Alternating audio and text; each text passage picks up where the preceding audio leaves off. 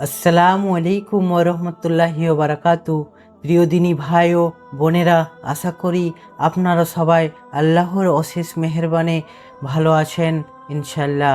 আজকের ভিডিওটি আপনাদের জন্য একটি বিশেষ উপহার। স্ত্রীর চোখের পানি আল্লাহ কখনো অপচয় করেন না।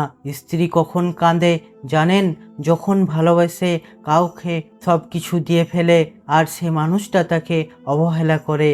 যখন ছোট ছোট কষ্টগুলো সে কাউকে বলতে পারে না, তখনই তার চোখের পানি পড়ে বিছানার বালিশে আর সেজদার মাটিতে।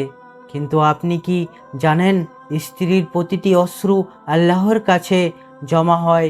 স্বামী যদি কষ্ট দেয় আর স্ত্রী চুপ করে আল্লাহর কাছে ফেলে রাখে, তাহলে সেই চোখের পানি দিয়ে আল্লাহ তাআলা বিচার করেন। আল্লাহ সেই চোখের পানিকে অপচয় করে না, বরং একদিন সেই অশ্রুগুলো দিয়ে আল্লাহ তাআলা বদলে দেন তাকদীর। তাই হে প্রিয় দিনী ভাই, আপনাদের স্ত্রী যদি চুপ থাকে, তার চোখে যদি অশ্রু জমে, তাহলে ভয় করো, কারণ হয়তো সে আপনার নামে দোয়া করেছে, নয়তো অভিযোগ করেছে আল্লাহর দরবারে। তাই স্ত্রীদেরকে কখনো অযথা কষ্ট দেবেন না। আমিন।